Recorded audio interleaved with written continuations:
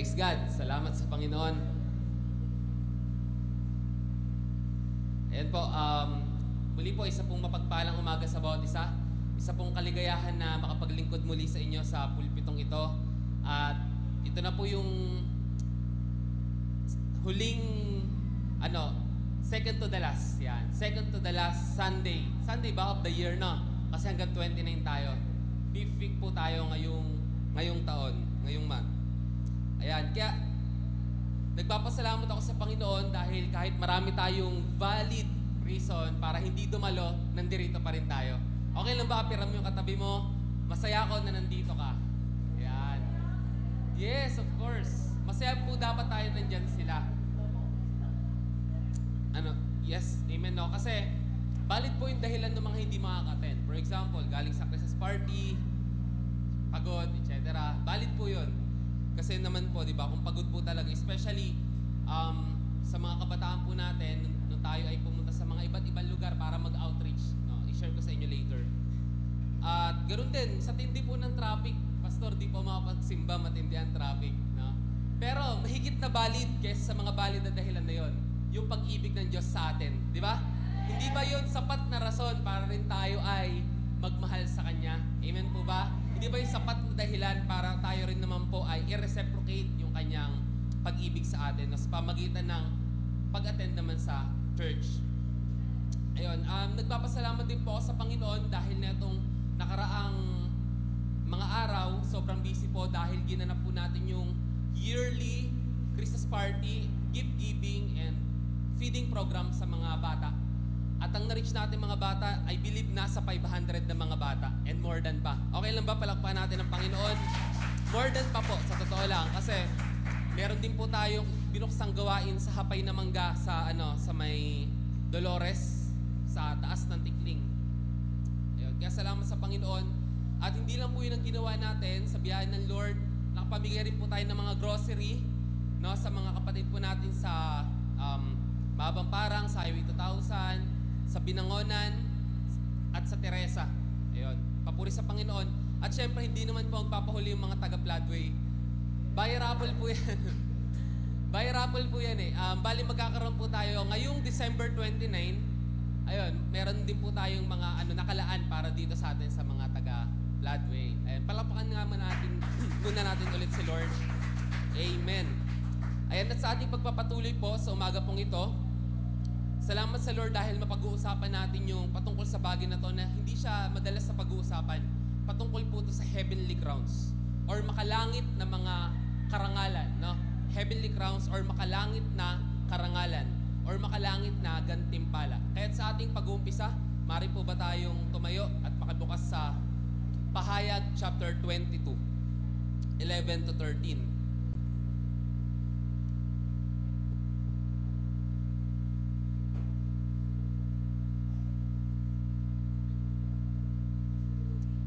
Sige, meron po tayo sa slide niya natin.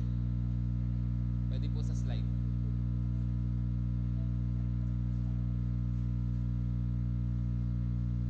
Amen po ba? Nakita na po? Amen? Ayan. Okay. Sige po, throughout the preaching, tayo po ay magbubukas ng ating mga Bible, no? Kaya po mas okay kung meron po tayong dalang Bible. Okay. May mga available naman din po sa likod na Bible. So, Pahayag 22:11 to 13. Ayan po ang sabi. Magpapatuloy sa pagpapakasama ang masasama. Magpapatuloy sa pagpapakarumi ang marurumi. Ngunit ang namumuhay sa kalooban ng Diyos ay magpapatuloy sa gayong pamumuhay at ang banal sa pagiging banal. At sinabi ni Jesus, makinig kayo, darating na ako. Dala ko ang mga gantimpalang ibibigay sa bawat isa ayon sa kanyang ginawa. Ako ang Alpha at ang Omega, ang una at ang huli, ang simula at ang wakas. Tayo po'y dumulog sa Diyos sa panalangin. Aming Diyos, tunay nga po, Ikaw nga po ang Alpha at ang Omega, ang simula at ang wakas. Ikaw ang beginning at ang end, O God. Kami po'y nandirito dahil Ikaw po ang nag-umpisa at kami rin po ay matatapos dahil Ikaw po ay kasama namin. Kaya sa oras pong ito, aming Diyos, sa pangalan po ng Panginoong Hesus, ipahintulot mo po, Panginoon, na maunawaan po namin yung mga bagay na nais mo pong ituro sa amin at ang mga salita mong ito magbukas sa aming mga puso ng higit pang pag-ibig sa iyo, Panginoon. Na mahalin ka po namin ng higit pa kaysa nung pumasok kami sa lugar na ito.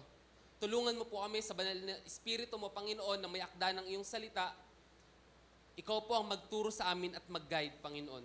Hindi po namin pinapahintulutan ng anumang pakikialam ng kaaway, ang gawa ng kaaway na umaagaw ng salita ng Diyos na binhi sa aming mga puso, Panginoon. Sa halip ang aming hinahayaan ay mga pusong handang tumanggap ng iyong salita. Marami po salamat, aming Diyos. In the name of Jesus, Amen. Makako po na po ang bawat isa. Salamat sa Panginoon. Pag pinag-uusapan po ang crown, nakaka-excite po ito. Crown, no?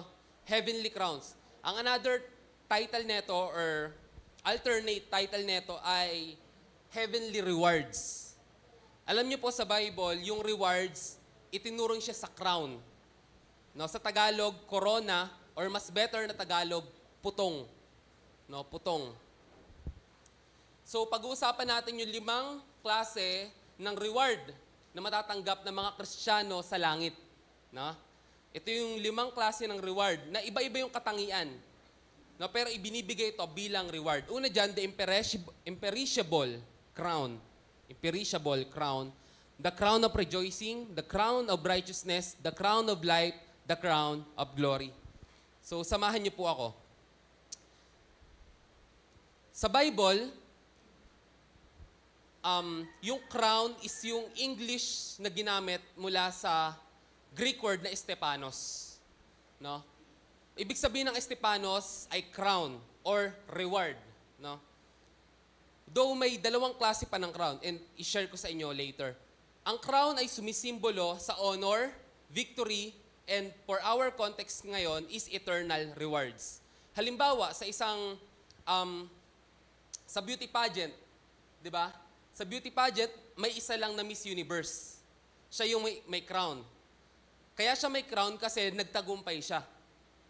Di ba? Ilang weeks yung tinatagal ng ng coronation, di ba? Weeks yan. So pupunta pa sila sa iba't ibang lugar, meron silang photo shoot, meron silang mga ni-ready na mga damit, etc., etc. Yung mag-emerge victorious as Miss Universe, siya lang yung makakatanggap ng crown. No? So dito sa konteksto natin, yung Estepanos or crown is not necessarily crown na pwedeng ibenta or isangla. No? Yung latest crown ng Miss Universe, di ba, parang galing sa Pearl, sa Palawan. Pilipino yung mga gumawa. No? Ayun, may value siya, may halaga siya. Pero itong crown na to, itong Estepanos na to, is originally, lang siya, yung bundle of olive leaves. No? Ayan. So, yung makikita nyo yung suot nila ng mga nila Julius Caesar, taas natin, meron diyang picture eh. Ayan o, kung makikita nyo yung suot ni Julius Caesar. So, mga dahon lang yan, mga olive trees or mga garlands, no? And yung isa pang nasa picture natin, gold siya kasi statue yan. So, sige, tignan natin yung next. 2 klase po kasi yung crown. No? May tinatawag na diadema and Estepanos. Pag sinabing diadema, ito yung ruling crown. Kaya ka magkakaroon nito dahil minana mo siya. Tama ba? Kunyari kay David. So, ipapasa na niya yung corona, yung pagiging hari kay Solomon, makakatanggap siya ng diadema. Yun yung ruling crown. Yung ruling crown is made of gold. Made of special or mamahaling mga bato. Pero yung Estepanos, gawa lang siya sa dahon. Okay? Gawa lang siya sa dahon. At, so, ano ba yung tinanggap ng mga Kristiyano? Ano yung tatanggapin ng Kristiyano? Ang tatanggapin po natin, Estepanos. Sige, doon muna tayo. Ang tatanggapin po natin, Estepanos. Kaya natin to tatanggapin dahil meron tayong pinaghirapan. Amen ba? Tatanggapin natin siya dahil meron tayong pinaghirapan. So, balik tayo sa pinaka-verse natin sa Revelations. Yan, yung pahayag 22. Nasa taas yan. So, makikita nyo rito, Pastor, pinaghihirapan na pala ngayon ang salvation. Hindi po. Ang reward, pinaghihirapan. Pinagtatrabahuhan. Kaya nga siya reward eh. Pero ang salvation, pinaghirapan na ni Jesus. Grace ang tawag sa salvation. No? May kita natin yan sa Ephesians chapter 2, verse 8. No? Na hindi natin ito pinaghirapan, kaya wala tayong dapat ipagmayabang. However, ang rewards, something siya na kailangan mong paghirapan.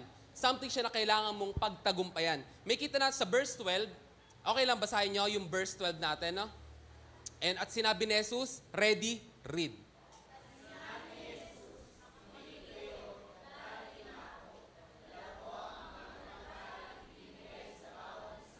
Ayon sa kanyang ginawa. So ang gantimpala ay ayon sa kanyang ginawa. No, sa bawat Kristiyano, meron silang gantimpala na matatanggap sa Panginoon. Pero itong crowns na to, special na gantimpala po ito. Special po na gantimpala ito. I would argue na hindi lahat ng Kristiyano magkakaroon ng crowns. Bakit pa merong crowns kung lahat naman merong crowns? Hindi po lahat magkakaroon ng crowns. Though, mana nila ang Panginoon, meron silang rewards sa langit, meron silang tahanan, may bahay sila sa langit, pero hindi lahat po magkakaroon ng rewards, na heavenly rewards na to. So pag-uusapan natin kung ano nga ba itong mga heavenly rewards na to. Again, ayon sa kanyang ginawa. So balik tayo doon sa crown. So again, pag ruling crown, kahit wala kang ginawa, dahil ikaw yung susunod na tagapagmana, ikaw na yung magmamana ng crown. Magkakaroon ka authority, magkakaroon ka ng ruling. Pero ang victor's crown, kailangan mo siyang paghirapan. Kailangan mo siya paglaanan ng oras, pagbubuan ng dugo. Pero ang crown na to, itong Estepanos, no, sa Roman, di ba, sa Roman Empire na uso yung mga Olympics. Diyan yun eh. No? And yung Olympia is yan yung mountain of the gods. No? Sabi nila. So, sanay na sanay sila, gustong-gusto nila ng entertainment. No, meron pa yung mga mga nagdidigmaan sila sa Colosseum, no? Parang sinaunang boxing. Sanay na sanay po sila sa entertainment, gustong-gusto po nila.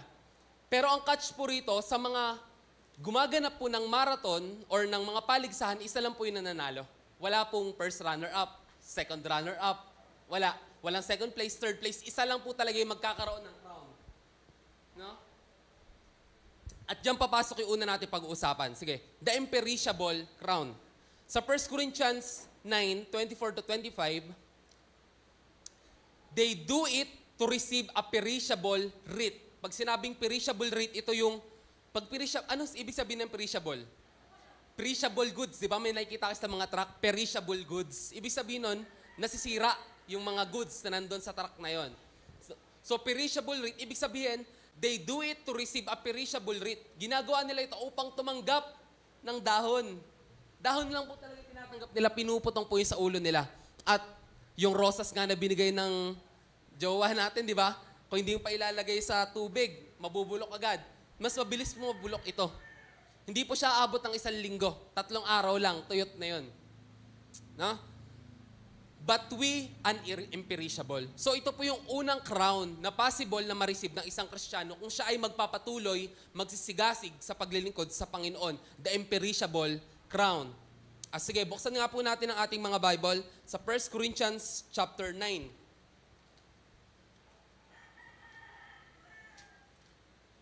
Chapter 9, verse 24-25. Sabi po rito, alam ninyong ang mga kalahok sa paligsahan ay tumatakbong lahat. Ngunit iisa lamang ang nagkakamit ng gantimpala. Iisa lang po talaga yung nagkakamit ng gantimpala. Walang first runner-up, second runner-up, walang consolation prize. Sorry po sa mga magulang. Or maybe sa mga teacher. Sa mga bata ngayon, lahat may award na. Di ba? Lahat meron na silang, alam mo yon, lahat honorable mention na. No, parang na-boil down na yung halaga ng pagkakaroon ng honor. Dati sa amin, yung teacher, bibigyan mo pa ng tosino, longganisa. Di ba? Well, na-experience ko. Pero wala pa rin akong reward, honor. Elementary, tanda ko yon. Wala pa rin. So, paghihirapan mo talaga, pagsisikapan mo talaga. So, sa grading system ngayon, gano'n na yung nangyari. Pero sa Bible, no? Well, sa context natin, sa Roman Empire, isa lang po talaga yung nananalo. Kung may tatakbong 1,000, isa lang yung mananalo. Isipin nyo kung paano. At ang mga tumatakbo dito sa mga kalahok na to, hindi sila tumatakbo ng para lang sa first honorable, para sa muntikan na gusto talaga nilang manalo. At ito rin po yung mindset na gusto sa atin ituro ni Pablo sa mga oras na ito. Sige nga po, basahin pa ulit natin. 9:24, 25, 24 to 25. Okay. Lahat ng manlalarong nagsasanay ay may disiplina sa lahat ng bagay upang magkamit ng isang gantimpalang panandalian lamang. Okay? Ngunit ang gantimpalang hinahangad natin ay panghabang panahon. Itong mga Roman soldiers, mga athletes ng Roman Empire, nagtitrain sila, ang minimum para mag-train sila, para makapasok sila sa marathon is at least 10 months. At least 10 months. No? Para tanggapin yung perishable crown. Pero ang para sa atin, hindi naluluma, hindi nasisira. So, nandiyan ba sila Bibe, sila Hermie? Irish, sa tingin mo, mga ilang months nagpe-prepare sila Hermie sa competition bago sila sumagwan? Especially na itong SEA Games, siguro, hindi ko sure. Taon talaga. Taon. Isang taon. Grabe, no? Isang taon. Sila, Bibe, ilang buwan? Ayun, si Bibe pala. Mga ilang buwan kayo nagpe-prepare? 2 years? OMG. Okay. Alam niyo na. Focus sila sa reward, sa goal. No? Pero, higit pa sa reward na kaibigay ng mundo ang pwede nating matanggap. Itong imperishable crown, ang ibig sabihin nito, crown na everlasting. No? This is an everlasting crown. No? It is a crown that will never fade away in beauty and in value. No? So, si Mike Tyson, kilala natin, no? Iron Mike. So, pumunta sa kanya isang BBC reporter. I believe nandito to. Hindi ko siya nasend eh. Ito. Panood ko lang sa inyo saglit. Yan. Okay. Hindi naman siguro ito magmumura eh. Parang pinanood ko naman ito kagabi. Okay pinag-uusapan natin imperishable crown, ha? Okay. So, Mike Tyson.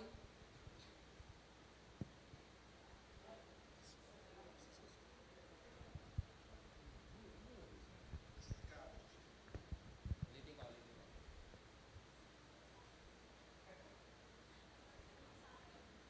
Send ko sa'yo?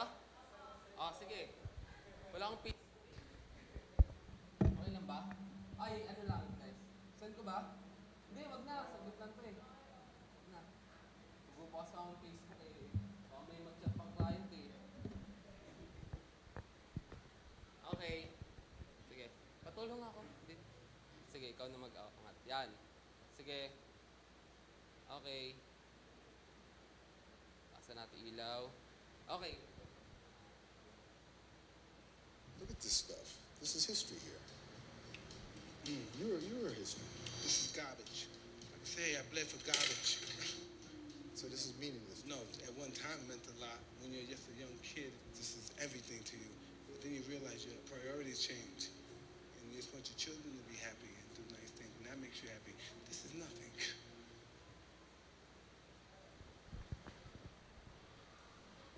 Narinig niyo yung sinabi niya, no? This is ay, hindi niyo narinig? Hindi nga. Ako na lang mag-ano. Ulitin ko nga. Look at this stuff. This is history here. You're a history. This is garbage. This is garbage. Hey, I bled for garbage. Send ko na talaga. Sige, send ko na. Sinerge nyo? Hindi. Send ko na ngayon. Diba? Nakita yung sarili ko, nagla-laptop dito. Nakita ko yung live eh. Commercial lang guys. Okay, ito na. Send ko na. Okay. Okay, send na. Tuloy na natin. Sige. Sige, pag ready na, sabihan niyo ako, ate. Okay. So, imperishable crown. Wow, ang bilis. Wow. Okay. Sige, sige. Wala pang tunog. Ayan, sa messenger. Ayan, si Mike Tyson, no? Lahat yan yung mga dati niyang heavyweight championship. There's history here. You're history. This is garbage. I can say I bled for garbage. So this is meaningless. No, at one time it meant a lot. When you're just a young kid, this is everything to you. But then you realize your priorities change. And you just want your children to be happy and do nice things. And that makes you happy. This is nothing. Look at this stuff. This is history here. Yun, okay. Okay na, no? You're history. This is garbage. I can say I Okay. bled. Sige, ako na ulit yung pogi. Ako na ulit. Okay. May kita po natin doon na sabi nung reporter, di ba, history daw yun, pero sa kanya, wala na yun. Garbage lang. Wala nang halaga. At one time, mahalaga siya, pero ngayon wala na. Pero ito po yung good news, mga kapatid. Sa mga mag-aatay ng imperishable crown na to, it will never fade away in beauty and in value. Sobrang halaga pa rin po nito. So, paano po natin to makamit? Ito po yung hamon sa atin. Kung nais po natin makamit itong imperishable crown na to, meron po tayong 3 bagay na kailangang gawin. No? So, may kita na sa verse 24, train and wrestle for the grand prize. Tingnan sa verse 24, dyan nga sa highlights, no? Run in such a way as to get the prize. Sabi rito ni Pablo, tumakbo ka para kamtan mo yung premyo. Huwag ka lang tatakbo para sa consolation prize. Madalas ko ito marinig kay Pastor Jun. Maraming Kristiyano, tumanggap lang kay Jesus tas wala nang ginawa. Alam mo yon? Para ka lang pumunta sa heaven. Pupunta ka lang sa heaven, tumanggap kay Jesus, tamatay ka, pupunta ka lang sa heaven. No? May dahilan po kaya buhay pa rin tayo sa panahon na ito. At ito ang panahon para mag-impok ng kayamanan sa langit. Amen ba? So, ibig sabihin po nito, tayo po ay lumakad sa ating pananampalataya upang kamtan ang gantimpala. Huwag po tayo makampante na pag namatay tayo, punta na tayo sa langit. Hindi natin man lang sineran yung pamilya natin. Hindi man lang natin ginamit yung talento natin. Kung meron po tayong talento sa pagduturo, sa pag-awit, sa pagtugtog, maaari. So, ang hamon dito, train and wrestle for the grand prize. Huwag mo lang i-aim yung consolation prize lang. Tama ba? Huwag mo i-aim yung generic prize lang. Eternal life is an amazing gift. Pero anong gagawin mo sa eternity? Wala nang balikan. Hindi ka na pwedeng bumalik sa lupa para i-earn mo yung dapat kinamit mo na doon. Amen ba? Wala na po. Wala na po. Eternal life is an amazing reward. No? Pero kung kampante na tayo doon, hindi tayo magkakamit ng imperishable crown. Kailangan dedicated tayo para kamtan natin to. So, ang first dito is train and wrestle for the grand prize. Ibig sabihin, sa paglilingkod sa Panginoon, ginagawa dapat natin yung the best natin. Amen? Yun ang ibig sabihin. So, yung mga may discipline, sila yung magkakamit ng gantong klaseng crown. Ano ibig sabihin nito? Napakahalaga po sa mga panahong ito yung tinatawag na Christian discipline. Yung panahon na nilalagi mo sa pananalangin, sa pag-aaral ng salita ng Diyos, sa pagpa-fasting, sa pagdalo sa mga gawain, sa paglilingkod, yan po yung mga bagay na yon. So, next is tumakbo na may dakilang layunin. Sa verse 26, therefore, I do not run like someone running aimlessly. Hindi ako tumatakbo kagaya ng iba na walang patutunguhan. Dapat, para kamtan natin ito, imperishable crown, tumakbo tayo na may dakilang layunin. Yung purpose natin, yung goal natin, yung vision natin, dapat nakafocus doon. Sa eternal vision, no?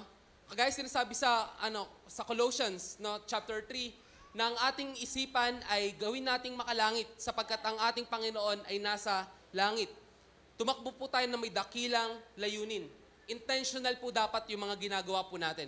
Hindi yung onting disappointments or onting hindi man lang tayo nakamayan ng ating mga kapatid, hindi tayo nakamusta, hindi tayo nabate, bigla na tayong mawawala.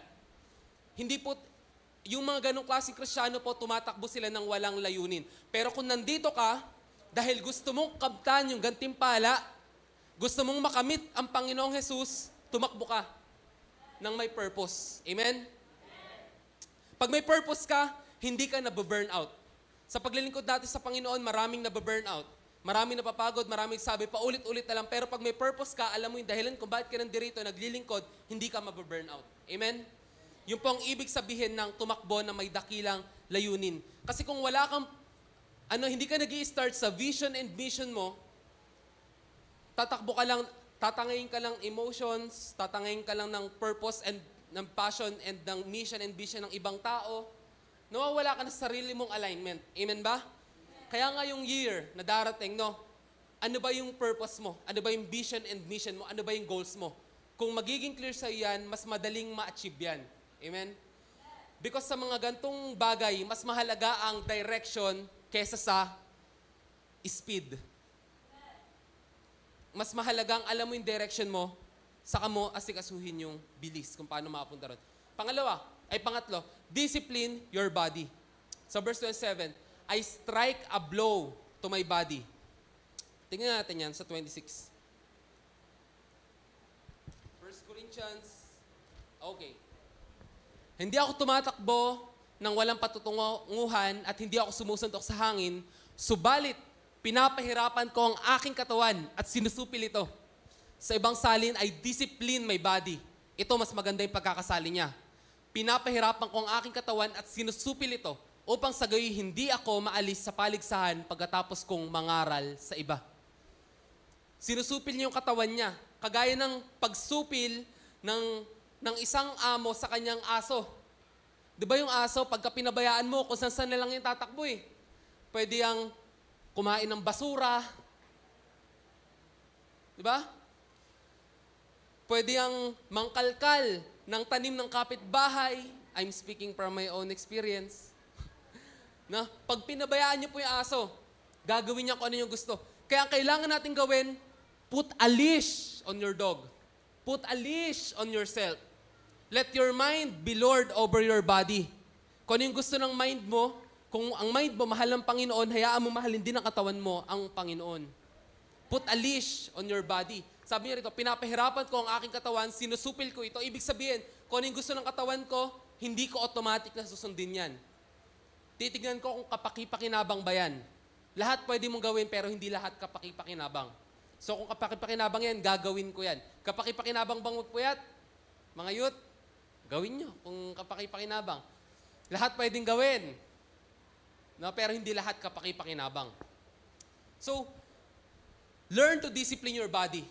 Sa mga atleta, meron na sila mga bagay na in-stop inumin. Mga pagkain na in-stop kainin. No, para maging handa sila sa paligsahang darating. Amen po ba? So yan po ang una, the imperishable crown. The imperishable crown is not won by fleeting strength. Unlike sa mga paligsahan na gumagamit po tayo ng lakas, dapat meron kang knockout punch. No? Hindi po doon nakakamit ang imperishable crown. Ito yung nakakamit by enduring faith. Sa faith na matatag, sa faith na tumatagal. This is an eternal reward for those who run life's race with purpose, discipline, and unwavering devotion to God. Kung nais po natin imperishable crown, kailangan po natin ng disiplina. Kailangan po natin ng dedication sa paglilingkod. Palakpakan naman po natin ang Panginoon. Dahil dadako po tayo sa ikalawa, ito po yung crown of rejoicing. Putong ng kaligayahan sa Tagalog. Putong ng kaligayahan. Nung in-start kong i-imagine kung ano nga ba itsura ng crown of rejoicing, naisip ko maliwanag, naisip ko napakaganda, naisip ko maybe may sound effects. But hindi pa naisip, hindi pa nakita ng tao yung mga bagay na inihanda para sa kanila ng Panginoon. Amen po ba? Sabi po yan sa Efeso. Kaya, as much as possible, kung meron akong reward sa langit, gusto ko ng crown of rejoicing. Ito yung klase ng reward kung yung unang reward is mapapahanga sila, ito yung klase ng reward na pagka nakita nila to, magbubunga to ng sobrang ligaya sa kanilang mga puso, sa kanilang mga buhay. Ano po ba ito? Sabi sa 1 Thessalonians 2:19, "For what is our hope, our joy or crown, in which we will glory in the presence of our Lord Jesus Christ when He comes? Is it not you?" Sabi rito, ano ang aming pag-asa, ang aming kaligayahan at ang aming putong ng kaligayahan upang kami maluwalhati sa harapan ng Panginoon? Walang iba kundi kayo. Ibig sabihin po rito, dito sa konteksto ng 1 Thessalonica, gusto na pong makita ni Pablo ang mga taga-Thessalonica pero hindi niya makikita. At possible na hindi na talaga niya makita. Pero sabi niya, sino ba yung pag-asa namin at kaligayahan namin, yung makita namin kayo muli? Isa po itong katotohanan na pagdating po natin sa langit, kilala pa rin po natin yung mga kapatid natin. Amen? Kilala pa rin po natin. May isang storya isang storya na pagpunta raw po natin sa langit, lalapit daw sa atin yung mga tao na nabahagi na natin ng Word of God. Alam mo man o hindi mo alam. Lalapit sa'yo, hahanapin mo yung taong yun na unang nagbukas sa'yo ng pinto para makilala si Jesus. Kung ikaw yung taong yun, lalapit sa'yo maraming tao. So, ano nga po ba at para saan po itong crown na to? Crown of rejoicing is for those who have been faithful in leading others to Christ. In leading other people to Christ. It is often called the soul winner's crown. Amen? Amen? Okay. It reflects the believer's role in sharing the gospel and the eternal impact of their witness. It is a crown of joy. It is a crown for soul winners yearning for souls to be saved. Ay siguro naman, ito yung maraming crown ni Pastor Jun. Crown of joy. No? Wow. Crown of rejoicing. Pagka may heart po tayo sa mga kaluluwa, at ini-spend po natin yung buhay natin para masyaran sila, kahit tayo mapahiya, kahit tayo mamura, meron kang crown of joy. No, na kahit sinabihan ka ng mga masakit kasinungalingan ng mga salita dito sa lupa, meron kang crown of joy kasi nilid mo sila sa Panginoong Hesus. Kahit yung mga matitigas na ulo ng mga kabataan, maybe ang ating mga anak or pamilya, wala tayong sawa sa pananalangin para sa kanila, at sila ay nanampalataya sa Panginoong Hesus, meron kang crown of joy, magalak ka. Sapagkat ang crown of rejoicing ay para sa mga tao na masugid na naging bahagi ng pangangaral ng salita ng Diyos. It doesn't mean kailangan nasa pulpito ka. It doesn't mean kailangan nasa street preaching ka. Pero yung inumpisan mong i-share yung salita ng Diyos sa iyong mga kapamilya, sa iyong mga anak, sa iyong mga magulang, sa iyong mga pinsan, sa iyong kapitbahay, ginagawa mo na po ito. Kaya meron ka ng crown of rejoicing. Amen? Amen? Amen. Mababasa natin sa Lucas chapter 15, 4-7, na totoo nga na merong rejoicing na nangyari sa langit sa mga sa mga bawat taong nagbabalik loob. Tingnan natin. Sige, sa Tagalog ate, Lucas 15, 4-7. Sabi sa English, ayan, sige. Okay. Kung sino man sa inyo may 100 tupa mo, walang isa, anong gagawin niya? Hindi ba iiwan niya sa 99 sa pastulan at hahanapin ang nawawala hanggang sa ito'y matagpuan? Kapag nakita na niya ang mga tupa ay masaya niya itong papasanin. Pagdating niya sa bahay, aniyahan niya ang kanyang mga kaibigan at kapitbahay, sabihin sa kanila, magpakasaya kayo, pakipagsaya kayo sa akin dahil nakita ko ng tupa ko nawawala. Sabi ko sa inyo, magkakaroon ng higit na kagalakan sa langit dahil sa isang makasalanang tumalikod sa kasalanan kaysa sa 99 na matuwid na di nangangailangan ng pagsisisi. Ibig sabihin, sa bawat isang kaluluwang naliligtas, libo-libong anghel na yung nagkakasaya sa langit. Kaya I imagine na pag, sino ba? Let's say si Pastor Jun. Pagpasok doon ni Pastor Jun, ang daming sumasalubong sa kanya ng mga anghel. Amen? Tuwang-tuwa yung mga anghel na dahil sa kanyang buhay, maraming nakakilala sa Panginoon. Dahil sa kanyang sakripisyo, ang tindi po ng sakripisyo ni Pastor Jun, tinalikuran niya, hindi niya tinuring na mahalaga yung buhay sa Amerika. Kahit nasa Amerika na siya, nandito pa rin yung puso't isipan niya. Parang araw siyang tinotorture, nandun daw yung katawan niya, yung puso't isipan niya nandirito. hindi siya makatulog. No? Ang dami po niyang sinakripisyo at karapat-dapat po talaga siya sa crown of rejoicing. Sino po gusto ng crown of rejoicing? Sabi, Amen. Now, sabi rin sa Philippians chapter 4, verse 1, therefore, my brothers and sisters, whom I love and long for, my crown and joy. No? Tingnan natin yan natin sa Philippians 4:1. Stand firm in the Lord in this way, my dear friends. Sabi dito ni Pablo, ayan o, kaya nga mga kapatid kong minamahal, pinananbikan aking kagalakan at karangalan. Yan po yun, aking kagalakan at karangalan. No? Sa ibang salin, may joy and crown. So ang mga kaluluwa po na ating pinaghirapan, pinagpaguran, they are our crown of joy. Amen? Pagdating sa langit. So kung ilang kaluluwa yun, yun yung crown of rejoicing mo. Totoo po yan. Amen. Kung ilang kaluluwa po yung na-touch mo, ilang kaluluwa na tulungan mo makilala sa Panginoon, na disciple mo, na evangelize mo, yun po yung bilang ng crown of rejoicing mo sa langit. Amen? Ba't mahina ang amen? Yan. Palapahan naman po natin ng Panginoon. So, paano po ito makakamit? Sige, buksan na po natin sa 1 Corinthians chapter 9. Ito pa rin naman yung verse kanina. Nakakatuwa nga po na related po siya. Chapter 9, 19 to 23. Okay, sabi po rito, though I am free and belong to no one, I have made myself a slave to everyone to win as many as possible. Ibig sabihin po rito, ang una po natin kailangan gawin, be a slave of anyone, of everyone. Ibig sabihin, paglingkuran mo sila, tulungan mo sila. Kung mga estudyante tayo, tulungan mo yung kaklase mo na nangangailangan ng tulong. Natandaan ko, doon nakakilala si Kuya Walter. Tinulungan ni Kuya Dave sa mga assignment, di ba? Na dati, alam ko, nagpapabayad si Dave, pero kay Walter, libre na lang. Parang chicks, no? Chicks. Oh, sa iba may bayad. Kay Kuya Walter, walang bayad. Ayun yung strategy ni Kuya Dave. At dahil doon nakakilala si Kuya Walter, so, make yourself a slave to everyone. Huwag mong ituturo yung sarili mo na higit na mas mataas. May tinapos ako.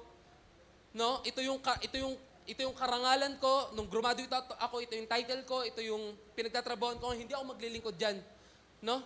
Nagtapos ako ng gantong pagiging teacher, tapos magtuturo lang ako ng mga bata. Huwag pong ganun, no? Sa halip, maging joy po natin na maging lingkod. Bata man, matanda man, ng sino man.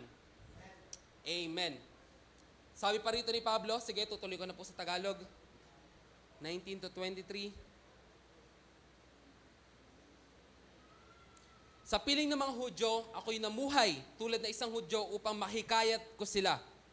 Kahit hindi ako saklaw ng kautusan, nagpailalim ako rito alang-alang sa mga nasa ilalim ng kautusan upang mailapit ko sila sa Diyos.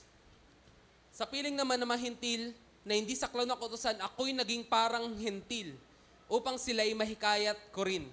Para siyang naging hintil, pero hindi naman siya nakikisama. Siya'y nakikisama. Tama? Para siya naging hintil. Pag sinabi kasing hintil, yun nga, sumasamba sa Diyos-Diyosan. Pero si Pablo, naisip ko rito, nakisama siya sa mga hintil, kagaya ng Panginoong Isus, kumain kasama ng mga hintil, pumupunta sa mga pinupuntahan ng mga hintil. Siya ay nakisama pero hindi nakisama. Pagka tayo mga naging Kristiyano, wag naman po natin isipin na mas elite tayo kaysa sa iba. Wag naman pong ganun. Na hindi na po tayo makikisama sa mga ibang tao. Sa halip po, kailangan pa po natin ibaba ang ating sarili, abutin po sila at upang, sabi nga dito ni Pablo, sa mga mahina, siya'y naging mahina. Ito sa 22, no? Sa piling na may hina, ako'y naging parang mahina rin upang mahikayat ko sila. Ako'y nakibagay sa lahat ng tao upang sa lahat ng paraan ay makapagligtas ako ng kahit ilan man lamang.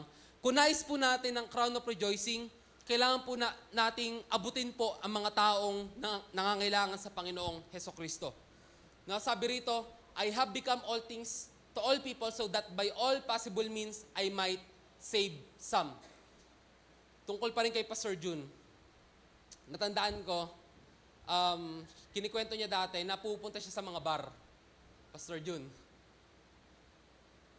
Nagtaka yung mga pastor na kakilala niya, Pastor, ba't ka pupunta sa bar? Ay, sharean ko yung mga ano doon. Pupunta si Pastor Jun sa bar, tapos nag-share siya ng gospel sa mga GRO doon, sa mga menginom doon, sa mga bouncer doon. Ay.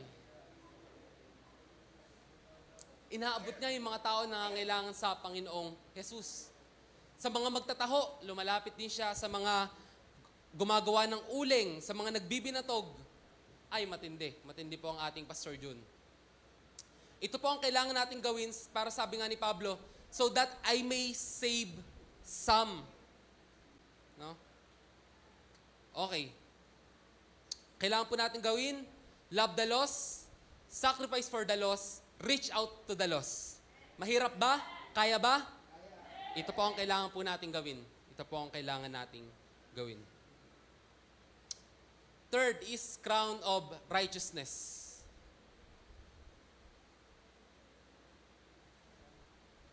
2 Timothy chapter 4 verse 8, sabi rito, the crown of righteousness which the Lord, the righteous judge, will award to me on that day. And not only to me, but also to all who have loved His appearing. Ito pong konteksto po na ito, ito pong sulat na ito ay sinulat ni Pablo para kay Timoteo. At I would argue na ito na yung huli niyang sulat. No? Sinulat po ito habang po siya ay nakakulong. Around AD 67. Buksan nga natin sa Tagalog yan. Kasi may maganda pang verse yan sa taas eh.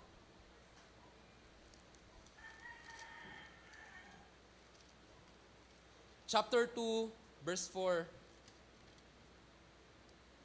Yan, ito. 6, ang ganda niyan sa 6. Sabi rito, sapagkat dumating na ang panahon ng pagpano ko sa buhay na ito. Ito na nga huling letter niya, mamamatay na po siya. Paano niya nasabing mamamatay na siya? Kasi nakakulong po siya nito ng AD 67, ang nagkulong po sa kanya yung famous Christian hater na emperador na si Nero. Pinapatay niya yung mga Kristiyano, pinakain sa mga leon, tinuhog, sinilalaban.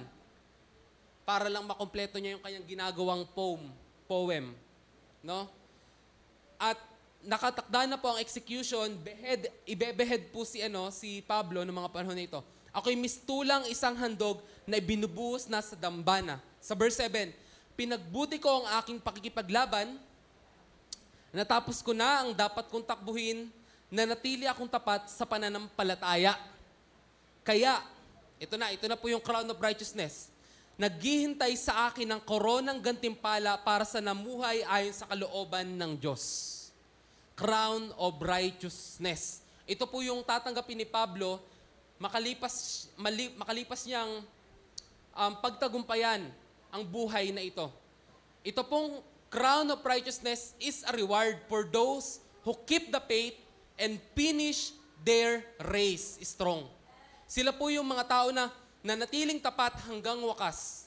Hindi po sila tumalikod sa kanilang sinumpaang pananampalataya, sa kanilang profession of faith sa Panginoon. Crown of righteousness. So paano ba natin ito makamit? Kailangan po nating maging faithful or remain faithful until the end. Sa verse 7, I have fought the good fight.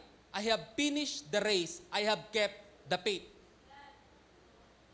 Ito po yung kakamiting gantimpala ng mga tao na nanatiling tapat sa kanilang ministry, sa kanilang paglilingkod sa Panginoon, na hanggang huli, hindi siya bumitaw.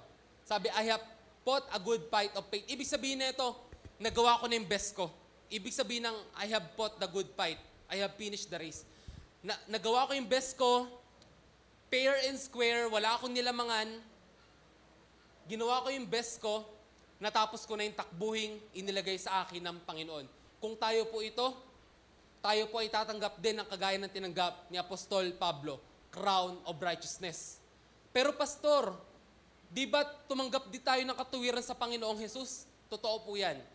Ang katuwiran po na tinanggap natin sa Panginoon or ang righteousness na tinanggap natin sa Panginoon ay ito po yung status. Mula sa pagiging makasalanan, tayo tinuring na matuwid. Pero iba po yung reward. Amen? Malinaw po ba? Iba yung crown of righteousness sa pagiging matuwid na binigay sa atin ng Panginoon. So, grabe. Naiisip ko sa crown of righteousness, siguro napaka-minimalist. No? Simple ingredients lang pero napakaganda. pure crown of righteousness. Wow, I'm amazed. So ito po yung huling advice ni Pablo sa kanyang anak na si Timoteo. Sabi niya rito,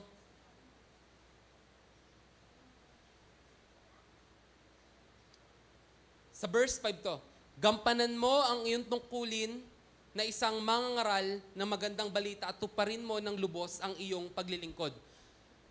Ito po rin ang hamon sa atin kung nais nating kamtan ang crown of righteousness. Gampanan po natin na may katapatan at ng may pag-ibig ang ating mga ministry. Amen ba? Para po ito sa lahat ng mga nagmi-ministry sa Panginoon. Ano man po ang calling mo, para sa iyo po ang crown of righteousness. Kailangan mo lang gampanan ang iyong paglilingkod sa Panginoon. Ikalawa, kailangan natin gawin, manabik sa kanyang muling pagbabalik.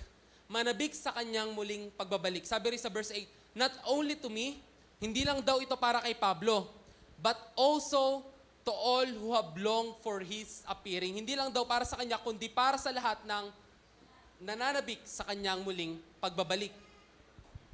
Sino po rito nananabik sa muling pagbabalik ng Panginoong Yesus? Promise? Paano kung bumalik na siya mamaya-maya? Mga alas 12. What will you do? Kung hindi man siya bumalik ng alas 12, babalik pa rin siya. Hindi nga lang mamayang alas 12. Sabi po rito, kung tayo po ay nananabik na sa muling pagbabalik ng Panginoong Hesus, kakamtan natin ang crown of righteousness. Bakit? Bakit? Ang mga taong nananabik sa muling pagbabalik ng Panginoong Hesus, sila yung malilinis yung budhi. Amen? Malinis po yung budhi nila. Ibig sabihin, handa na sila sa muling pagbabalik ng Panginoong Hesus. Hindi dahil hindi sila nagkasala. Malinis po yung budhi nila dahil ito'y ginawang malinis ng Panginoon. Lagi silang nagre-repent. Amen? Lagi silang nagre-repent. Lagi silang, ang puso't isipan nila, ang laman, lagi ay ang Panginoon. Walang espasyo ang kaaway sa kanilang mga buhay. Walang empty space sa buhay nila na may pwesto ang kaaway. Sila po ang magkakamit netong crown of righteousness. Amen? Sabi nga po rito ni J.C. Ryle, isa po siyang theologian at komentarista. Okay lang po ba tayo na po ang magbasa? Dahil medyo paus na po. Sige. Live as if, ready, read. Live as if you know that Christ might come at any time. Do everything as if you did it for the last time. Say everything as if you said it for the last time. Read every chapter in the Bible As if you did be allowed to read again. Pray every prayer as if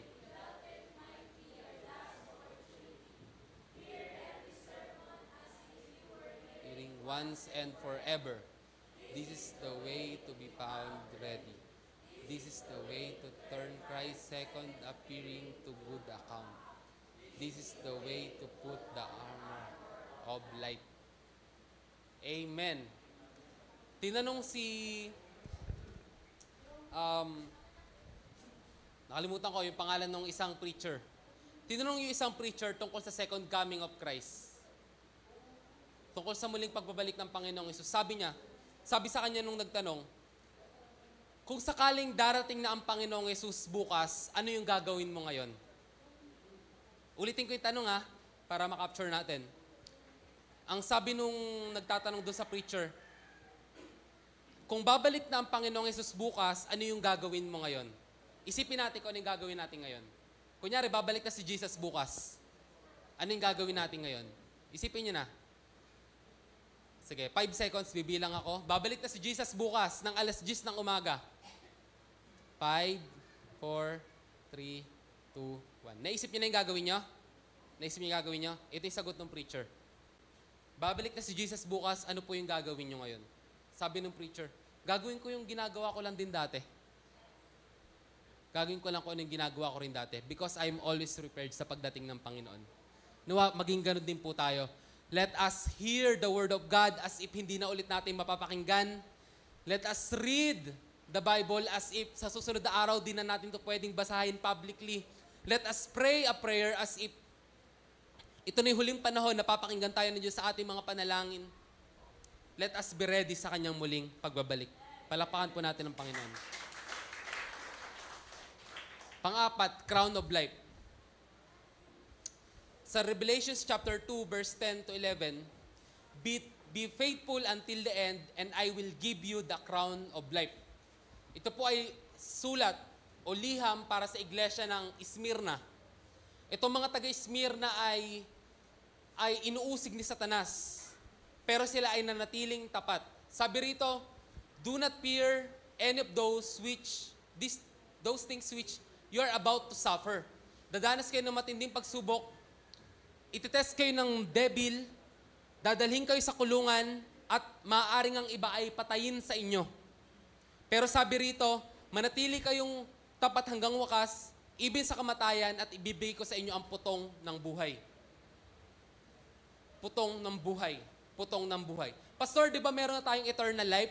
Meron na po tayong eternal life. Hindi po natin pinaghirapan ng Panginoong Hesus. Pero ang crown of life is something na binibigay lamang para sa mga tao na yung buhay nila, nilaan nila para sa Panginoon. Amen? Ang crown of life, nakalaan lamang para sa mga tao na nag-persevere, even sa trials. Ang putong ng buhay ay para sa mga tao na naging martir para sa kanilang pananampalataya. Even to the point of death. Pag tayo po ay naging martir, yung mga kapatid po natin sa Middle East, sa China, yung mga pinapatay dahil sa kanilang pananampalataya, sila po ang nagkakamit ng crown of life. It represents the ultimate triumph over suffering and the promise of eternal life with God. I imagine the crown of life, it is a crown that is comforting. This is a comforting crown. Hindi ko alam kung ano itsura nito, no one imagine. Pero crown of life, this is the final time na ibibigay yung kapahingahan do sa mga naging martir para sa kanilang pananampalataya. Alam niyo po ba, bago po bumalik si Jesus sa Revelation, may tinatawag po na martyr saints. Sapagkat merong mga martir na papatayin. Papatayin sila at ilalagay sila sa dambana. Papatayin sila dahil sa pananampalataya at sila ay humihiyaw ng katarungan sa dambana ng Panginoon. Ito po yung mga martir or mga saints na may dugo yung kanilang mga damit. Nabahiran ng dugo yung kanilang puting damit. At sumisigaw sila sa Panginoon ng katarungan. Yun po yung panahon na si Jesus ay babalik na para puksain na yung Antichrist. Ito yung mga pinapatay ng Antichrist . Yung mga nag-share ng Word of God tapos pinatay sila. Okay? So, crown of life. If we want the crown of life, kailangan po nating sige, tingnan natin yung next slide. Sabi po rito, 2 verse po para ma-attain po natin ang crown of life. Ang taong naghahangad na maligtas ng kanyang buhay ay mawawalan nito. Ngunit ang taong nagnanais na mag-alay ng kanyang buhay alang-alang sa akin ay magkakaroon ng buhay na walang hanggan. If we forsake our life for Jesus, tayo po yung magkakaroon ng crown of life. No? Next is, mapalad ang taong nanatiling matatag sa kabila ng mga pagsubok dahil pagkatapos niya mapagtagumpayan ng mga ito, tatanggapin niya bilang gantimpala ang buhay na walang hanggan. Crown of life din po ito sa ibang translation. So ano po yung kailangan natin gawin? Una, detest worldly riches. No? Mabasa po natin sa James chapter 1 verse 10 to 12, especially yung 10 to 12, pinakita po dyan yung mga makamundong kayamanan bilang lumilipas, kumukupas, pumapanaw. Pero ang crown of life is eternal. So ang hamon sa atin dito, wag po natin ituring na higit na mahalaga yung mga makamundong kayamanan. No? Na okay lang kahit namumuhay tayo ng hindi marangya. No? Okay lang kahit namumuhay tayo ng hindi masagana ayon sa patakaran ng mundo. Meron po tayong crown of life. Amen po ba doon? Nalala ko po rito si Lola Poleng, no? Na siya po ay naglilingkod sa Panginoon ng decades na. Matagal na po siya naglilingkod sa Panginoon. Si Lola Poleng ay lola ni Michelle, mama ni Mama Lea, no? At naging bahagi na rin ako ng kanilang family, no? So, para na kaming third generation Christian. And sa family ko naman, proud ako na maging part ng kanilang family kasi third generation Christian. Kaya ako nandun kasi kasama ako sa prayer, no? Pero sa family ko, first generation Christian ako. Walang ibang Kristiyano sa family namin. No? And of course, gusto natin hanggang sa kaapo-apuan natin maglilingkod sa Panginoon. Si Lola Poleng, kahit siya ay naging tapat sa paglilingkod sa Panginoon, sa standard ng mundo, hindi natin masasabi na siya yung namuhay ng marangya. Totoo ba yun? Na ang iniisip ng tao, ito sige, para bigyan ko kayo ng konteksto. Pag ang isang pastor ay hindi maayos ang pamumuhay, parang iisipin ng mga tao, pastor, di ka siguro nagtatice, kaya di ka pinagpapala.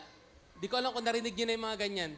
Sister, di ka siguro nagtatice, kaya di ka pinagpapala. O kaya, yung mga nag-guilt trip, yun nga, sinasabi nila, siguro may nakatago kang kasalanan, kaya hanggang ngayon meron ka pa rin karamdaman. Ganun po ang ginagawa nila. Even si Pablo, meron nga siyang tinik na hindi maalis. Sa interpretation ng iba, meron siyang karamdaman na hiniling na Panginoon niya sa Panginoon tanggalin pero hindi pa rin tinatanggal upang hindi siya magmayabang. Kung sa standard ng mundo, para silang hindi lumalakad sa Panginoon.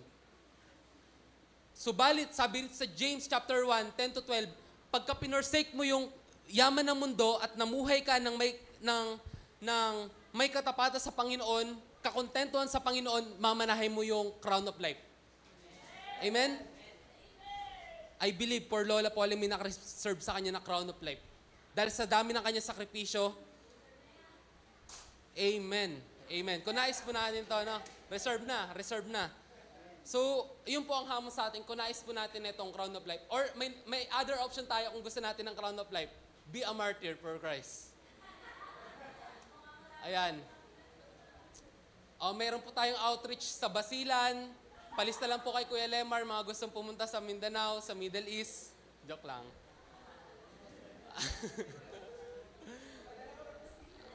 Di ba? Ayan. So next tayo. Do not regard your own life of much importance. Huwag natin ituring yung buhay natin na sobrang halaga. Sabi nga sa Matthew 10 verse 39, kung sino yung nag-iingat ang kanyang buhay, siya yung mawawalan neto. Kung sino yung nawawalan ng buhay para kay Jesus, siya yung nagkakamit neto. Yung meron din po ng crown of life, mga misyonaryo. Sapagkat iniiwan po nila yung kanilang pamilya, asawa, anak, upang abutin yung mga nangangailangan ng salita ng Diyos. Napakalaki po ng gantimpala para sa mga misyonaryo. No? Kaya kung gusto nyong mag-missionary, no? Ayan, may kakilala gusto mag-missionary. Napakalaki pong gantimpala, crown of life para po sa'yo. Regarding din po dyan sa not regarding our own life of much importance, sinasabi rin po ni Pablo sa Acts 20 verse 24, I consider my life worth nothing to me. My only aim is to finish the race and complete the task the Lord Jesus has given me. Yan o, focus siya sa goal. Hindi niya kinoconsider yung buhay niya na higit na mahalaga kaysa dun sa ministry na pinagkatiwala sa kanya. Next, remain faithful amidst persecution, even death. Okay? Manatiling tapat sa gitna ng persecution, huwag nating itatatwa si Jesus. No? Huwag tayong magpapatatak ng 666. Handa na ba tayo doon? Darating po kasi yung panahon na yon. Yung nangyayari po sa Gaza Strip, yung mga terorista po doon. Ano nga yung name ng mga terorista doon? ISIS, hindi. Meron pang, yung bago ngayon. May Hezbollah, meron pa yung isa. Isa mga Palestine. Hamas. Okay, Hamas. Ay, matindi po ginawa nila. Kung paano po nilang ginagahasa yung mga teenager, pinupugutan ng ulo yung mga bata.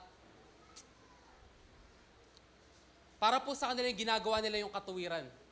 Kasi po sa relihiyon po ng Islam, pag ikaw nakapatay ka ng Hudyo, especially Kristiyano, meron kang gantimpala sa langit. Meron kang 77 dalaga. Di ba? So inisip ko, kung babae kang Muslim, ano kaya yung reward mo sa langit? Meron ka rin bang 77 lalaki na binata? Hindi ko lang alam. Hanggang sa langit, makalaman pa rin. Grabe. Okay. So, kung nais po natin ng crown of life, dapat handa na nating ibigay ang ating buhay para sa Panginoon. Amen? Finally, crown of glory. Sa 1 Peter chapter 5 verse 4, and when the chief shepherd appears, you will receive the crown of glory that will never fade away. Crown of glory. Crown of glory. This crown is especially for those who serve as shepherds of the flock, pastors, elders, and leaders who faithfully teach, guide, and nurture others in their spiritual journey. Buksan po natin yung Bible natin sa 1 Peter 5, verse 4. Ayan, 1 to 4 tayo, 1 to 4. Itong crown of glory, mga kapatid, sobrang lapit po nito sa puso ni Pedro. No, si San Pedro po or si Apostol Pedro po ang nagsulat po nito. Sabi niya sa verse 1, sa matandang namuno sa inyo, nawagan ako bilang isa ring matandang pinuno ng iglesia na tulad ninyo, ito, bilang saksi sa mga paghihirap ni Kristo at sapagkat makakabahagi rin ako sa karangalang malapit ng ipahayag. Sobrang personal to kay Pedro kasi ito mismo yung calling niya. Siya ay nakatakda na tumanggap ng crown of glory dahil isa siyang pastol sa kawan ng Panginoon. Matatandaan natin sa John chapter 20, di ba yung sinabi ni Jesus, Simon, no? Mahal mo ba ako? Kung mahal mo ako, pakainin mo ang aking mga tupa. Sa pamagitan po noon, tinanggap niya po yung calling, yung appointment bilang isang pastol na mga pastol or pastor na mga pastor. Actually, siya po yung leader. Actually, sa lahat ng mga apostol, siya po talaga yung pinaka-leader. No? At sa Jerusalem, siya rin po talaga yung pinaka-leader. So, especially important po ito para kay Pedro. Kaya yung panawagan na lang niya para sa mga kapwa niya pinuno, kapwa niya lingkod, heartfelt na lang yung pagkaano niya, yung pakiusap niya. Anong kailangan gawin? Sa verse 2, pangalagaan ninyo ang kawan ng Diyos na pinagkatiwala sa inyo. Gawin ninyo ito ng maluwag sa loob at hindi napipilitan lamang. Iyan ang nais ng Diyos. Gampanan ninyo ang inyong tungkulin hindi dahil sa kabayaran, kundi dahil gusto ninyong makapaglingkod. Hindi bilang Panginoon ng inyong mga nasasakupan, kundi maging halimbawa kayo sa mga kawan. At pagparito ng pinunong pastol, all caps yan, no? Ay tatanggap kayo ng maluwalhating koronang di kukupas kailanman. So paano po natin kamtan itong crown of glory po na ito? Kailangan po natin gawin? Sige po, sa slide. Okay, yan. Be shepherd of the flock. Maging pastor po tayo ng mga pinagkatiwala sa atin ng Panginoon. Para sa aking mga kapwa leaders, hindi lang po ito para sa pastor. Ito po especially sa mga leaders na nangangalaga ng mga tupa, sa mga Bible study leaders. Maging pastol po tayo ng mga pinagkatiwala sa atin. Ano po halimbawa nito? Hindi ko pwedeng pagpastulan yung ibang church. Hindi ko sila pwedeng pakialaman. Ang pwede ko lang pakialaman yung pinagkatiwala sa akin ng Panginoon. Ang pwede ko lang gawin yung best ko yung pinagkatiwala sa akin ng Panginoon. Hindi ako pwede magpasikat sa ibang church para isipin nila ang galing ko o isipin nila ang galing ng JCOD. Ang kailangan ko lang pagpukusan yung pinagkatiwala sa akin ng Panginoon. Amen? Yung ibig sabihin niya sa English be shepherd of the flock na pinagkatiwala sa inyo ng Panginoon. Yung own flock na pinagkatiwala sa inyo ng Panginoon. Ayan. Shepherd with willingness. Tayo po ay mag-lead, maging pastor ng hindi napipilitan. No? Yung mga leaders po natin, kaya po nandyan hanggang ngayon, kahit mahirap ang mga ministry natin, dahil mahal po nila ang Panginoon. At with willingness po ang kanilang mga ginagawa. Now, be selfless, not selfish. May mga ibang nagiging leader for their own gain. Naaalala ko, sa US, meron dong mga naging sikat na mga song leader sa mga churches. Nagkaroon sila ng mga album, pero pagkatapos nun, naging indie artist na. Alam niyo yung mga ganon? After nila mag-release ng mga Christian albums, etc., kumanta sila sa mga church, sumikat sila, bigla sila mga naging indie artist na ng mundo. No, meron ding mga nagiging celebrity pastor, no? Kung saan dati ang basihan ng paglilingkod sa Panginoon is yung dami ng sakripisyo mo. Ngayon, yung dami na ng susi ng nahawak mo. Meron pa silang may mga chopper, no? Meron pang si Kubuloy, meron pa siyang sarili niyang kaharian, meron pa siyang sarili niyang chopper, sarili niyang helicopter, na essential daw yung para maganapan yung kanyang paglilingkod. No, pero alam niyo po ba, ang pagpapastor po ay kadalasan unrewarded job. Agree ba kayo doon? Dati, nakikita ko si Pastor June. Siya na yung pastor, siya pa yung utangan. Kaya bigla siyang babalik kila Ate Lauren, kila Ate Grace, bigla kukuha ng ganito, ganyan. Kukuha siya. Tapos, ipapamigay niya lang din yung mga pera na yon. Being a pastor, ngayon na nandirito na ako, is usually an unthankless job. Hindi siya kadalasan na-appreciate. Pero salamat sa Panginoon sa part na to, no? Nagpapasalamat ako sa inyo bilang inyong pastor na nararamdaman ko yung love nyo, yung appreciation nyo. No? Especially sa mga bata, sa mga kapwa leaders, no? Salamat. Pero sa karamihan ng pastor, sa Floodway at sa buong mundo, this is an unthankless job. Ito yung trabaho na walang sweldo. Totoo, walang sweldo. Na kadalasan ng mga pastor, especially dahil meron sila mga pamilya, kung wala silang negosyo, may iba nangangalakal, totoo po yan. Yung ibang pastor po, bumabalik sa pamumukot. No? May mga pastor po na bumabalik sa kanilang mga trabaho.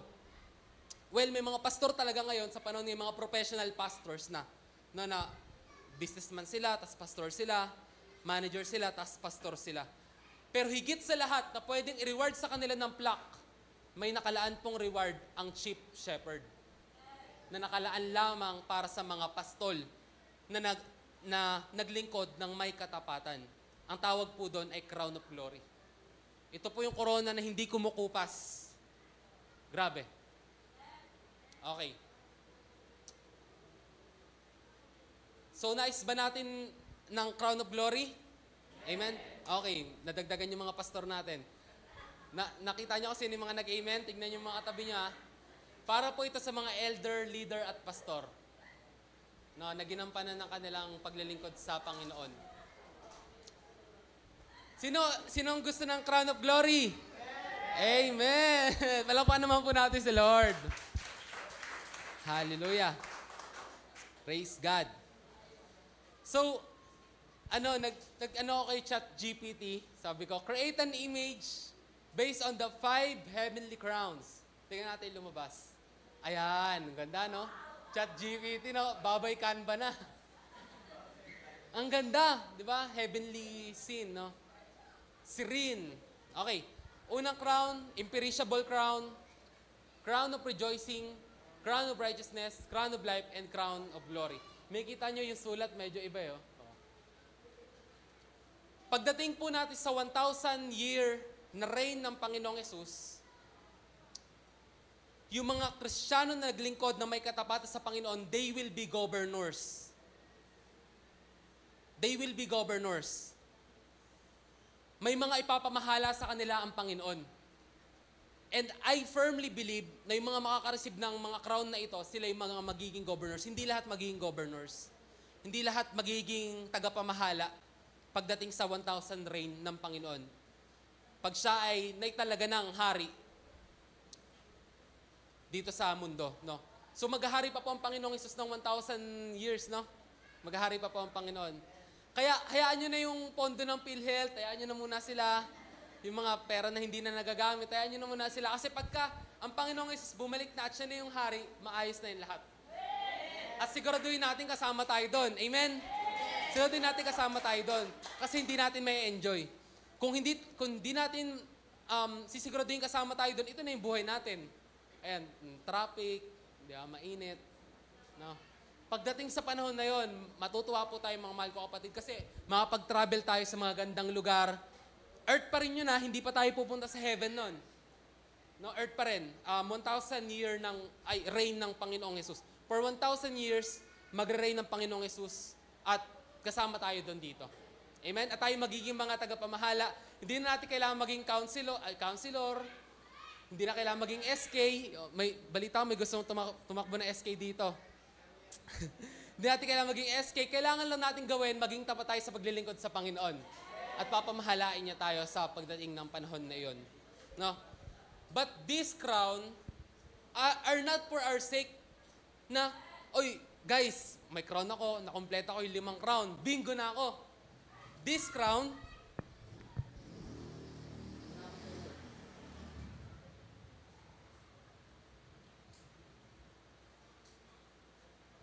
sa Revelations chapter 4, 9 to 11, ano ba yung purpose ng crowns na to? Tingnan po natin yung purpose ng crowns na to, no?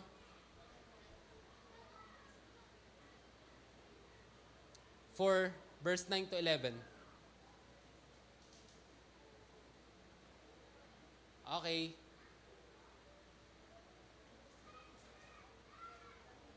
Okay. Tuwing umaawit ng pagluwalhati, parangal at pasasalamat ang 4 na buhay na nilalang sa nakaupo sa trono na bubuhay magpakailanman, ang 24 na matatandang pinuno naman ay nagpatira pa sa harapan ng trono at sinamba ang nakaupo doon, ang nabubuhay magpakailanman. Inilagay nila ang kanilang korona sa harapan ng trono. Anong ginawa nila sa korona nila? They cast their crown sa harapan niyang nabubuhay magpakailanman. This crown, these 5 heavenly crowns is for the glory of God. Amen? Palakpakan naman po natin ang Panginoon. Ibibigay na sa Kanya, i-honor na sa Kanya. Tawag dito, casting crowns. Tapos na po ako mga kapatid. Pero hindi pa po ako sa inyo na share na huling crown. Gusto niyo bang i-share ko sa inyo? Sabing amen. That without this crown, impossible nating makamtan yung 5 crown. Tingnan natin yung crown na ito. The crown of thorn of Jesus. Pumalakpak sa Panginoon, nagmamahal sa Kanya. Hallelujah. Papuri sa iyo, Panginoon. Para makamit natin yung karangalang nilaan sa atin ng Panginoon, siya ay naging dukha. Siya ay naging mahirap. Siya ay sinaktan, pinarusahan. Ipinutong sa Kanya ang koronang tinik bilang tanda ng pamamahiya.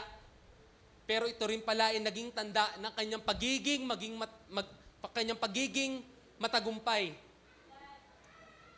Tinalo niya ang kamatayan, tinalo niya ang kasalanan sa pamagitan ng koronang tinik na ito. Siya nga po ay naitanyag na hari ng mga hari, Panginoon ng Panginoon. Tumayo po sa oras na ito, mga nagmamahal, nagpapasalamat sa Panginoong Yesus. Pinutungan niya ang kanyang sarili ng koronang tinik. Ito pong koronang tinik po na ito, simbolo po talaga ito ng kahihiyan. At sa pagdiin po nito sa kanyang ulo, natusok po ang kanyang mata, bumuon po ito sa kanyang ulo para po itong acupuncture. Pero ang lang is matutulis. Binabaon po talaga yan para hindi matanggal. Binabaon po yan. Umano po yan sa kanyang mga nerves. Binaon po yan ng madiin na madiin. I am amazed by God. I am amazed by God.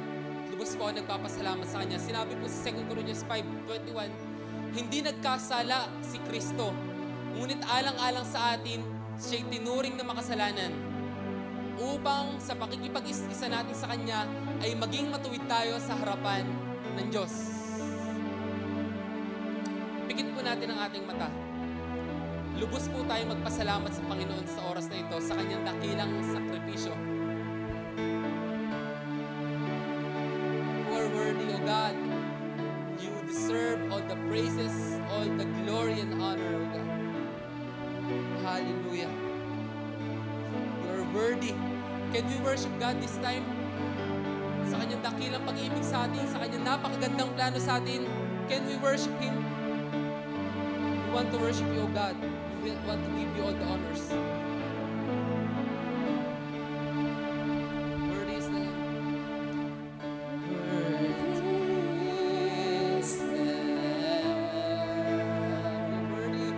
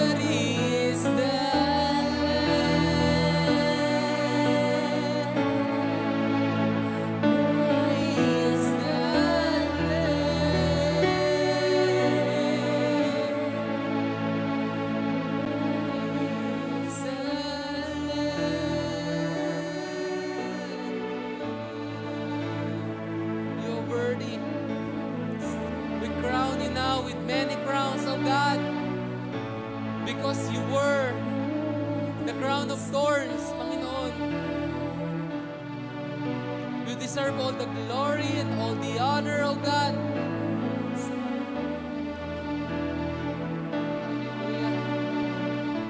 Hallelujah. Hallelujah. You're high and lifted up.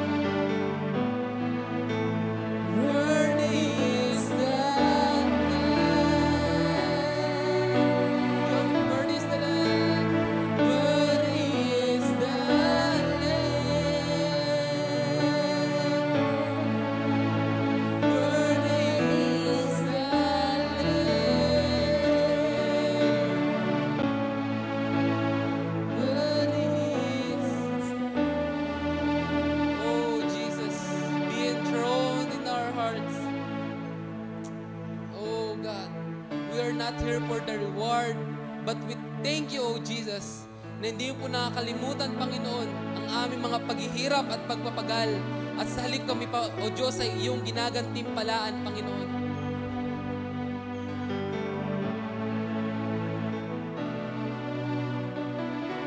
Habang tayo nasa presensya ng Panginoon, basahin ko po. Sabi po sa Hebreo, chapter 6, verse 10.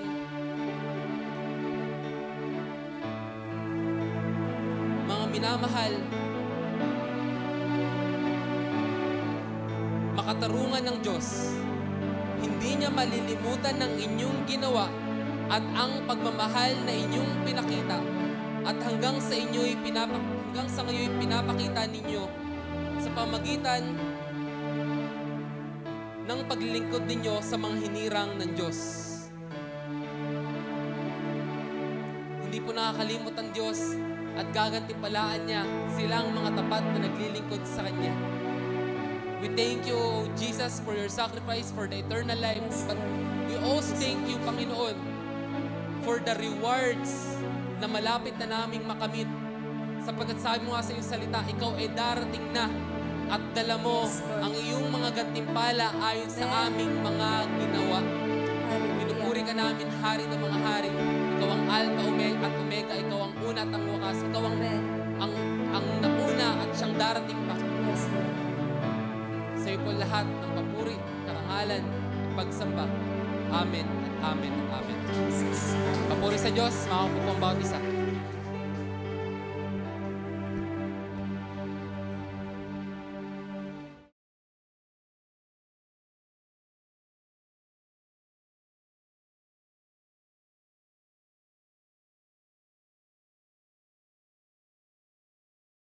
Narinig mo na ba? Narinig mo na ba? Narinig mo na ba? Narinig mo na ba na ang Diyos ay magbubuhos ng masaganang pagpapala? Tumanggap ng kaligtasan, kalayaan, kapahingahan at kapayapaan, kagalingan at katugunan sa lahat ng ating mga pangangailangan. Ang Jesus Christ, our Deliverer Christian Fellowship, ay nakahandang maging daluyan ng masaganang pagpapala para sa iyo. Samahan niyo po kami sa gawain ng Panginoon. Maaabot ka kahit sa loob ng iyong tahanan through our different online platform. You are invited. Come, join us! Halina, tara! At ihandog ang ating mga pasasalamat, pagpupuri at pagsamba sa ating Diyos na buhay. Be online and be blessed. Be online and be blessed. Be online and be blessed.